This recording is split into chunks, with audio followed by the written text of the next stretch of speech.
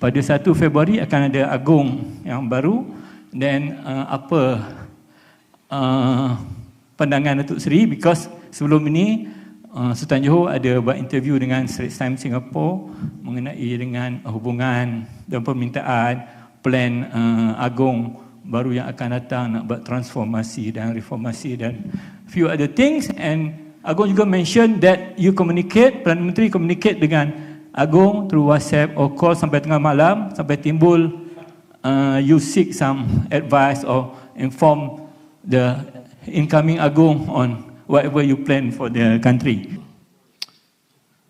Saya memang syukur Alhamdulillah kerana Agong sekarang, Tunku Abdullah faham, hubungan sangat baik, sangat akrab. Dan sedemikian keluarga, pernah dia datang sini dengan keluarga, makan-makan, santai. Saya ingat satu keadaan yang sangat baik, bincang. Dan saya fikir saya boleh teruskan dengan Johor begitu. Cuma Johor ada beberapa kenyataan. Tapi kalau seperti mana Tuanku Sultan Johor sebut juga kepada saya, daripada media, dia kata dia faham. Jangan anggap dia, Tuanku Sultan Johor, sebagai Sultan di Johor dan bakal agung. Kata dia tidak faham perlembagaan, dia faham perlembagaan. I understand the constitution. Okay. Tapi dia kata dia ada lontarkan beberapa idea. Jadi kata tak apalah bincang dengan Perdana Menteri. Dan Perdana Menteri putuskanlah apa yang sebaiknya dalam perbincangan itu. So sebab itu saya jawab, saya bersedia bincang, tak ada masalah. Kerana concern Tuanku Johor juga kerana ialah isu rasuah yang sangat besar dan menular menjadi sebagai isu yang saya sebut sebagai sistemik. Dan ini juga saya kata dengan kekuatan kita, mesti bagaimana kita boleh bagi lonjakan. Kerana ada orang yang ditanyalah semua elit di KL, semua tahu di antara orang yang paling korup di negara kita, paling kaya. Tak berani siapa sentuh. It reflects a failure of the entire system, governance and institutions. No. Tapi orang tak sentuh sebab apa? Tak berani. Sebab apa tak berani? Too strong. Saya pun mengambil masa juga.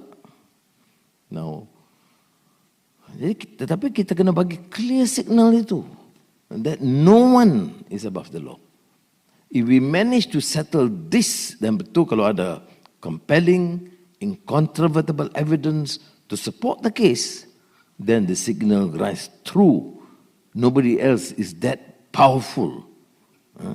Yang lain itu are the minions, they can. So don't play around with the issue of corruption. You can use Islam, Melayu, you can be a Tun, you can be a Tan Sri, you can be anybody. You found with the law, will go after you. So the message must be loud and clear. Jadi kalau Sultan Johor umpamanya, dari segi ini umpamanya sangat mendukung, saya rasa satu perkembangan yang baik. Dan akhirnya dalam perbincangan saya dengan beliau, akhirnya beliau terima parliamentary demokrasi, constitutional monarchy. Tapi hubungan Perdana Menteri dengan Agong itu harus sangat akrab, sangat baik. Supaya ada rundingan dan perbincangan teliti sebagai, ya, saya mewakili rakyat dengan raja. Baik, kerana ini akan membantu dari segi sudut tata kelola negara. Jadi saya tidak langsung rasa bimbang. Cuma saya perlu waktu kalau dengar apa-apa untuk terus pundi. Memang betul Tuanku Sultan Johor sebut soal WhatsApp, soal pandangan, soal telefon, soal pertemuan. Itu memang kerap dengan beliau. Lama sebelum beliau jadi agung, memang daripada awal.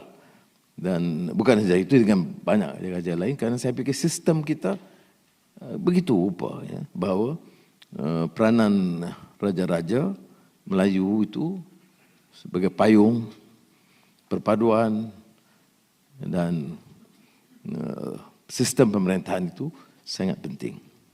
Dan banyak orang tanya, tapi saya fikir sebab kenyataan-kenyataan dibuat oleh Tuanku Sultan Johor. Tapi kalau kita tahu akhirnya untuk efek change, Tuanku Johor bagi tahu dia akan bincang secara teliti dan hati ke hati dengan Perdana Menteri.